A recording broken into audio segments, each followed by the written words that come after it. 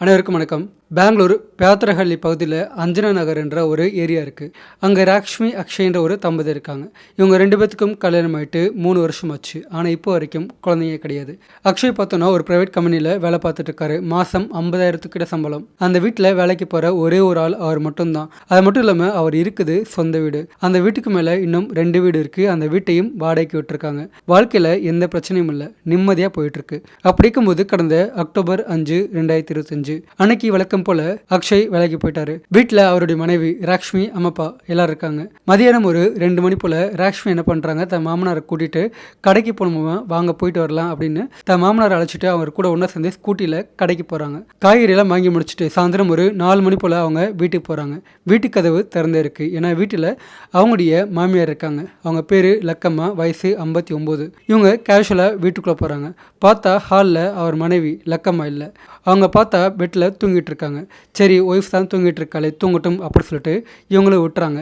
ராஷ்மி என்ன பண்றாங்க, தன் மாமனாருக்கு டீ எல்லாம் போட்டு கொடுத்து அவரும் டிவி எல்லாம் பார்க்குறாரு. அப்படியே டைம் போயிட்டே இருக்கு. சாயந்தரம் மணி 5 ஆகுது, 5:30 ஆகுது. அப்போ லக்கம்மாவுடைய கணவருக்கு ஒரு சின்ன சந்தேகம். தன் மனைவி அவ்வளோ தூங்க மாட்டாங்க. ஏன்னா வீட்டில் ஒரு சின்ன சவுண்டு கேட்டாலே எந்திரிச்சு என்ன ஏது அப்படின்னு கேட்பாங்க, எந்திரிச்சிருவாங்க. ஆனால் இவ்வளோ நேரமாகியும் அவங்க எந்திரிக்கவே இல்லை. ஸோ அவளுக்கு என்னாச்சு அப்படின்னு பார்க்க டைரெக்டாக பெட்ரூம் போகிறாரு. அங்கே லக்கம்மா நிம்மதியாக படுத்து தூங்கிட்டு இருக்காங்க. இவர் கிட்ட போயிட்டு தன் மனைவியை தொட்டு எழுப்புறாரு. தட்டி எழுப்ப ட்ரை பண்ணுறாரு. ஆனால் எவ்வளோ தட்டினாலும் அவங்க எந்திரிக்கவே இல்லை. பேச்சு மூச்சு இல்லாமல் இருக்காங்க. பார்த்த உடனே இவருக்கு புரிஞ்சு போச்சு, தன் மனைவி உயிரோடு இல்லை அப்படின்னு, இறந்து போயிட்டாங்க அப்படின்னு. உடனே அங்கே இருக்க ராக்ஷ்மியும் ஓடி வர்றாங்க. தன் மாமியார் பார்த்து அவங்களும் அழுக ஆரம்பிக்கிறாங்க. ராக்ஷ்மி அதே மாதிரி ராக்ஷ்மி மாமனார் அவங்க 2 பேருமே என்ன நினைக்கிறாங்கன்னா, லக்கம்மாவுக்கு வயசாயிருச்சு. வயசு 59, 60 கிட்ட ஆயிடுச்சு. அவங்களுக்கு நார்மலாக ஹார்ட் அட்டாக் தான் வந்திருக்கலாம். ஏன்னா பார்த்தா வீட்டில் எந்த ஒரு பொருளும் காலையில் எதுவும் ஆகலை. அவங்க நிம்மதியை படுத்து தூங்கின மாதிரி அதே ஸ்டேஜில் இருக்காங்க. ஸோ தூக்கத்தில் இறந்து போயிட்டாங்கன்னா அவங்களுக்கு ஹார்ட் அட்டாக் ஏற்பட்டிருக்குன்னு அவங்க 2 பேரும் சொல்லிக்கிறாங்க. இதுக்கடுத்து இந்த விஷயம் தெரிஞ்சு அக்ஷயும் அங்கே ஓடி வர்றாரு. அம்மா பார்த்து அவரும் அழுக ஆரம்பிக்கிறாரு. அப்போ ராக்ஷ்மி அதே மாதிரி அக்ஷயோட அப்பா அவங்க 2 பேருமே இந்த மாதிரி அம்மாவுக்கு ஹார்ட் அட்டாக் வந்துருச்சுப்பா, அவள் இறந்து போயிட்டா, நம்மளாம் விட்டு போயிட்டான்னு அவங்களும் அழுக ஆரம்பிக்கிறாங்க. இப்போது இறந்து போன பிறகு சொந்தக்காரங்க எல்லாத்துக்குமே சொல்லி அனுப்புகிறாங்க. அவங்களும் வந்த பிறகு எல்லாம் பார்த்து காரியமெல்லாம் முடிச்ச பிறகு அவங்களோட உடலை அவங்க மறுபடி எரிப்பாங்க. லக்கம்மாவுடைய பாடியும் எரிச்சிடுறாங்க. காரியமெல்லாம் முடிஞ்சு போகுது. 7வது நாள் காரியத்தையும் முடிச்சு எல்லாமே கொஞ்சம் நார்மலாகிருச்சு. ஒரு 15 நாள் 2 வாரம் கிட்ட போகுது. வீட்டில் எல்லாருமே நார்மல் ஆகிறாங்க. வீட்டில் இருக்கிறது மொத்தம் 3 பேர் தான். எல்லாரும் நார்மல் ஆகிடுறாங்க. ஆனால் சரியாக ஒரு 15 நாள் கழிச்சு, லக்கம்மா இறந்து போய் 2 வீக்ஸ் கழிச்சு அக்ஷய் நேராக போலீஸ் ஸ்டேஷன் போகிறாரு. அங்கே போலீஸ்கிட்ட ஒரு செல்ஃபோனை கொடுத்து, எங்கள் அம்மா கடந்த ஒரு 2 வாரம் முன்னாடி ஹார்ட் அட்டாக் வந்து இறந்து போனாங்க. ஆனால் அவங்க நார்மலாக சாகலை, அவங்கள என் மனைவி தான் கொண்டிருக்கா அப்படின்னு அவர் ஒரு செல்ஃபோனை போலீஸ் கையில் கொடுத்து நடந்த எல்லாத்தையுமே தெளிவாக சொல்கிறாரு. ஃபோனில் இருக்க சில ஆதாரத்தையுமே போலீஸ்கிட்ட காட்டுறாரு. அதை பார்த்த போலீஸ்காரங்க, இப்போது இவ்வளோ சந்தேகம் இருக்குன்னா நீங்கள் உங்கள் அம்மா பாடி வந்து எரிச்சிங்க, ஏன் உங்கள் அம்மா இறந்த போதே சொல்லலை அப்படின்னு கேட்குறாங்க. அப்போ அவர், இல்லை சார், எனக்கு அதை பற்றி எதுவுமே தெரியாது, இன்றைக்கி தான் இதை பற்றி எனக்கு தெரிய வந்துச்சு. என் மனைவி தான் எங்கள் அம்மாவை கொண்டிருக்கா, நான் அதை ஸ்ட்ராங்காக நம்புகிறேன், நீங்கள் உடனே என் மனைவி பிடிச்சி என்கொயரி பண்ணுங்க அப்படின்னு அவர் போலீஸில் கேஸ் கொடுக்குறாரு. அதை கேட்ட போலீஸ்காரங்க உடனே அக்ஷயோடைய வீட்டுக்கே போகிறாங்க. அங்கே போனால் ராக்ஷ்மி இருக்காங்க, அவங்களுடைய மாமனார் இருக்காங்க. டைரெக்டாக பெண் போலீஸ் வச்சு ராக்ஷ்மியை கைது பண்ணுறாங்க. அதை பார்த்த உடனே ராக்ஷ்மியுடைய மாமனார் அங்கே தான் இருக்கார். அவருக்கு ஆக்சுவலாக எதுவுமே தெரியாது. என் மருமகளை இதுக்காண்டி கைது பண்ணுறீங்க, அவள் என்னத்தை பண்ணா, விட்டுருங்கன்னு சொல்லிட்டு கத்த ஆரம்பிக்கிறாரு. போலீஸ்கிட்ட வாக்குவாதம் பண்ணுறாரு. அப்போ போலீஸ்காரங்க, உங்கள் மனைவி லக்கம்மாவை உங்கள் மருமக தான் கொன்னா அப்படின்னு சொல்கிறாங்க. ஆனால் அவர் அதையும் நம்பலை. ஏன்னா அவங்க 2 பேரும் ஒன்றா சேர்ந்தா மார்க்கெட் போயிருக்காங்க. நீங்கள் என்ன போய் சொல்கிறீங்க சார், நாங்கள் 2 பேரும் தான் அன்றைக்கி மார்க்கெட் போயிருந்தோம். போயிட்டு நாங்கள் 2 பேரும் திரும்பி வந்த போது என் மனைவி இறந்து போயிருந்தா. ஸோ என் மருமக என் மனைவி கொண்டிருக்க வாய்ப்பே கிடையாது, நீங்கள் போய் சொல்கிறீங்க, ஏதோ இடத்துல தவறு நடந்திருக்கு அப்படின்னு அவர் வாதம் பண்ண ஆரம்பிக்கிறாரு. ஆனால் போலீஸ்காரங்க அதெல்லாம் கண்டுக்காமல் ராக்ஷ்மியை கைது பண்ணுறாங்க. ஸ்டேஷன் அழைச்சிட்டு போயிட்டு அவங்கள என்கொயரி பண்ண ஆரம்பிக்கிறாங்க. அது மட்டும் இல்லாமல் ராக்ஷ்மி கூட இன்னொருத்தனையும் கூட்டி வந்து உட்கார வச்சு என்கொயரி பண்ணுறாங்க. அவன் ஆக்சுவலாக ராக்ஷ்மி வீட்டுக்கு மேல் வீட்டில் அவங்களுடைய வீட்டில் வாடகைக்கு தங்கியிருக்கவன். அவன் வேலை பார்த்துட்டு இருக்கும்போது அவனை கையும் களமா கைது பண்ணி டைரெக்டாக ஸ்டேஷன் அழைச்சிட்டு வந்து 2 பேர்த்தையுமே ஒன்றா உட்கார வச்சு என்கொயரி பண்ண ஆரம்பிக்கிறாங்க. அப்போ இவங்க பண்ண தவறெல்லாம் ஒவ்வொன்றா வெளியே வர ஆரம்பிக்குது. ஆக்சுவலாக ராஷ்மிக்கு கல்யாணம் ஆகிற வரைக்கும் அவங்களுக்கு காதல் அப்படின்னு எந்த ஒரு பழக்கமும் கிடையாது. கல்யாணம் முடிச்சு அது முழுக்க முழுக்க ஒரு அரேஞ்ச் மேரேஜ். கல்யாணம் முடிச்சு ராஷ்மி தன்னுடைய மாமனார் வீட்டுக்கு போகிறாங்க. அங்கே அவங்க வாழ்க்கையெல்லாம் நல்லபடியாக போயிட்டுருக்கு. ஒரு பக்கம் அவங்களுக்கு குழந்தை கிடையாது, அதுக்குண்டான ட்ரீட்மெண்ட்டும் எடுத்துகிட்டு இருக்காங்க. ஆனால் அதே சமயத்தில் இன்னொரு பக்கம் ராஷ்மி இருக்க வீட்டுக்கு மேலே பார்த்தோம்னா மொத்தம் 2 வீடு இருக்குது. அந்த 2 வீட்டையுமே வாடகைக்கு விட்டுருக்காங்க. அதில் முதல் மாடியில் ராஷ்மி வீட்டுக்கு அடுத்ததில் ஃபஸ்ட்டு மாடியில் பார்த்தோம்னா 2 பேர் தங்கியிருக்காங்க. அந்த 2 பேர்த்தில் ஒருத்தன் பார்த்தோன்னா வெளியாள். அவன் இந்த வீட்டுக்கும் அந்த குடும்பத்துக்கும் எந்த விதமான ஒரு சம்மந்தமும் இல்லாதவன். ஆனால் இன்னொருத்தருக்கும் ராஷ்மிக்கும் சம்மந்தம் இருக்குது. அவன் பேர் புருஷோத்தமன், வயசு 26. ஆக்சுவலாக ராஷ்மி தான் அவனை அந்த வீட்டிலேயே குடி வச்சாங்க. ராஷ்மியுடைய பேரண்ட்ஸ் சொல்லி அவங்க இந்த வீட்டில் பேசி பக்கத்தில் தான் கம்பெனி இருக்குது, அடிக்கடி வெளியே போயிட்டு வர முடியாது, அதனால் அந்த வீட்டை வாடகை கொடுங்க அப்படின்னு சொல்லிட்டு மேல் வீட்டில் முதல் மாடியில் இருக்க ஒரு பேச்சுலர் இருக்கான். அவங்ககிட்ட பேசி அவங்க கூடவே ஒன்றா இந்த புருஷோத்தமனையும் தங்க வைக்கிறாங்க. புருஷோத்தம் அப்போது அங்கே தங்கியிருக்கான். ஆனால் நாட்கள் போக போக இவங்க 2 பேருக்கு ஆல்ரெடி சொந்தக்கார முறை வேறு. முன்னாடி பார்த்துருக்காங்க, ஆனால் பழக்கம் கிடையாது. இப்போது அதே வீட்டில் ஒன்றா தங்கியிருக்கும் போது 2 பேத்துக்கும் அதிக பழக்கம் ஏற்படுது. டெய்லி பார்த்துக்கிறாங்க, பேசிக்கிறாங்க. நாட்கள் போக போக ராஷ்மிக்கு புருஷோத்தம் மேலே ஈர்ப்பு ஏற்படுது. திருமணத்தை மீறிய ஒரு உறவு அவங்களுக்குள்ளே ஏற்படுது. ஆனால் அந்த வீட்டில் அவங்களால நிம்மதி எதுவும் பண்ண முடியல. ஏன்னா வீட்டில் எப்போதுமே மாமனார் மாமியார்லாம் இருப்பாங்க. எப்போயாவது ஒரு டைம் தான் வெளியே ஃபங்க்ஷன் இருக்குன்னா அவங்க வெளியே போவாங்க. அப்படி அவங்க இப்போல்லாம் வெளியே போகிறாங்களோ கணவன் மனைவி அவங்க 2 பேரும், அதாவது ராஷ்மியுடைய மாமனார் மாமியார் அவங்க 2 பேரும் எப்போல்லாம் ஃபங்க்ஷனுக்காண்டி இல்லை வேறு ஏதோ வேலைக்காண்டி வெளியே போகிறாங்களோ அப்போல்லாம் ராஷ்மி என்ன பண்ணுறாங்க, புருஷோத்தமனை கீழே தன் வீட்டுக்கே வர வச்சு அவங்க கூட ஒன்றா உறவு வச்சுக்க ஆரம்பிக்கிறாங்க.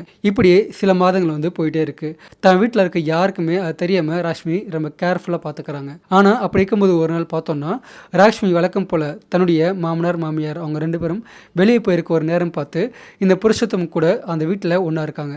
ஆனால் வெளியே போன ராஷ்மியுடைய மாமியார் லக்கம்மா திரும்ப வீட்டுக்கு வந்துடுறாங்க. அவங்க கணவர் அவங்கள ட்ராப் பண்ணிவிட்டு திரும்ப வெளியே போயிடுறாரு. லக்கம்மா இப்போ ரொம்ப கேஷுவலாக வழக்கம் போல் வீட்டுக்குள்ளே போகிறாங்க. ஆனால் வீட்டுக்குள்ளே அவங்க போகும்போது ராஷ்மி அதே மாதிரி புருஷோத்தமன் அவங்க 2 பேருமே கட்டிலில் ஒன்றா இருக்க அந்த காட்சியை அவங்க பார்த்துடுறாங்க. பார்த்தவங்க ஆடி போகிறாங்க. தன் மருமகள் இந்த மாதிரி தவறு பண்ணுவாங்கன்னு அவங்க நினச்சி கூட பார்க்கல. உடனே அவங்க 2 பேர்த்தையுமே வாய்க்கு வந்தபடி திட்ட ஆரம்பிக்கிறாங்க. ஆனால் அவங்க ஒரு தவறு பண்ணுறாங்க. புருஷோத்தமன் மேல் வீட்டில் வாடகைக்கு இருக்கா இல்லையா, அவனை வீட்டை காலி பண்ண சொல்லி வெளியே போடான்னு சொல்லிட்டு வெளியே போக சொல்லலை.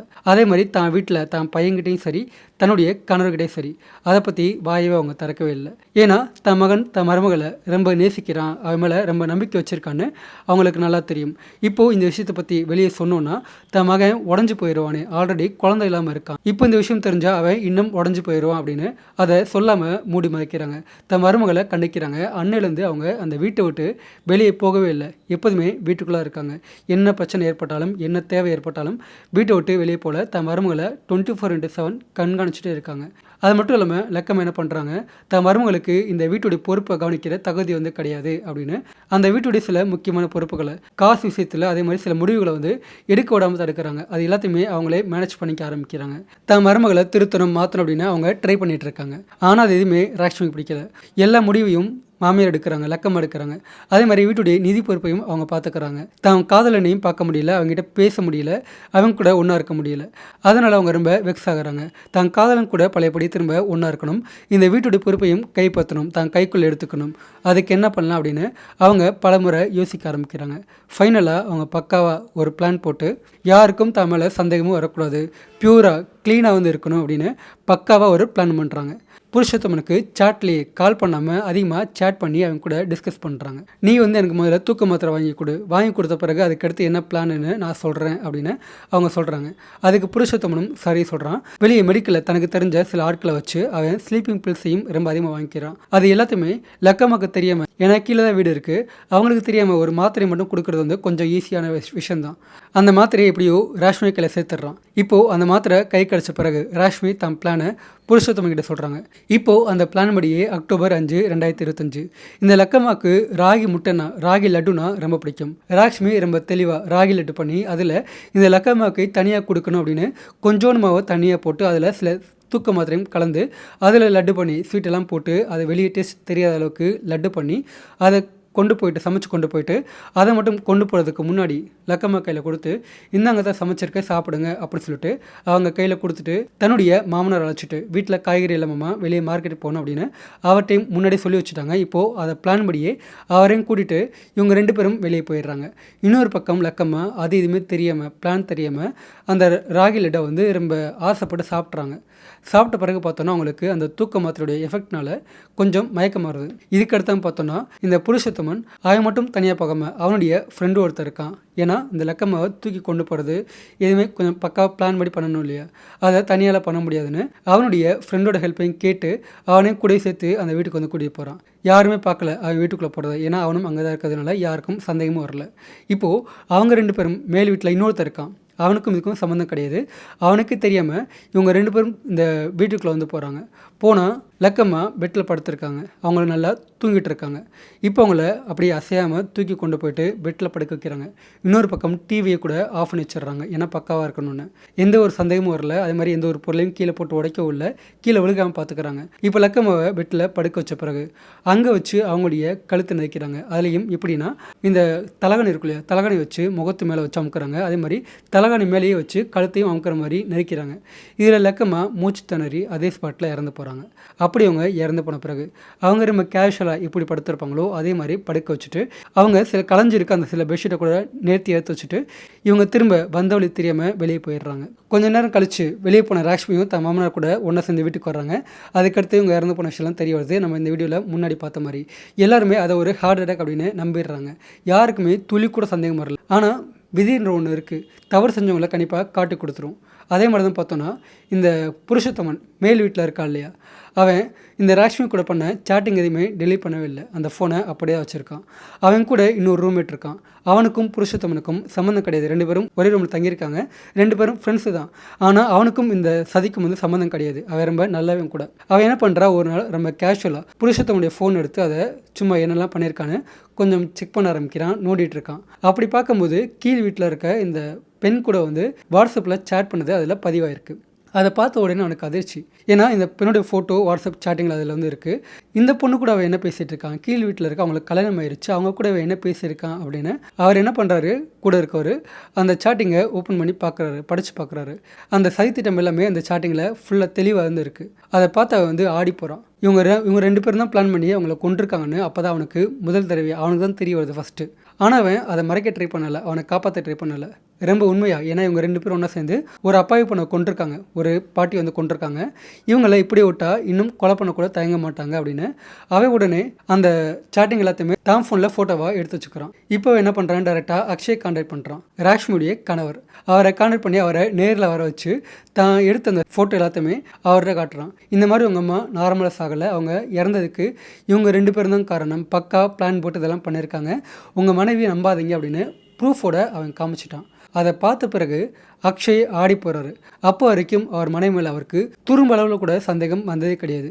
ரொம்ப அப்பாவை நினச்சிட்டு இருந்தார், தனக்கு உண்மையாக இருக்கா நல்லவன் நினச்சிட்டு இருந்தார். ஆனால் இப்போது அவர் பண்ண அந்த சதி திட்டம் தெரிஞ்ச உடனே அவரே ஆடி போகிறாரு.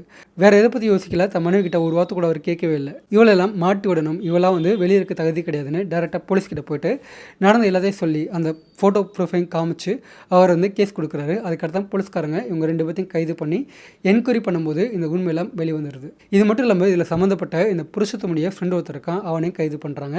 3 பேர்த்தையுமே ஜெயிலுக்குள்ளே போட்டு இதில் முக்கிய குற்றவாளிகளான இந்த புருஷோத்தமன் அதே மாதிரி தக்ஷினி இவங்க 2 பேத்துக்குமே ஆயுள் தண்டனை கொடுத்து உள்ள அனுப்புகிறாங்க. அதே மாதிரி இதில் சம்மந்தப்பட்ட இன்னொரு குற்றவாளிக்கு வந்து 7 வருஷம் ஜெயில் சென்டென்ஸ் கொடுத்து அவனையும் உள்ள அனுப்புகிறாங்க. ஒரு தவறு பண்ணிட்டோம், எந்தவித க்ளூவும் கிடையாது, நம்ம மாட்ட மாட்டோம் அப்படின்னு நம்பிட்டு இருக்கும்போது கடவுள் ஒரு பிளான் வச்சுருப்பான்.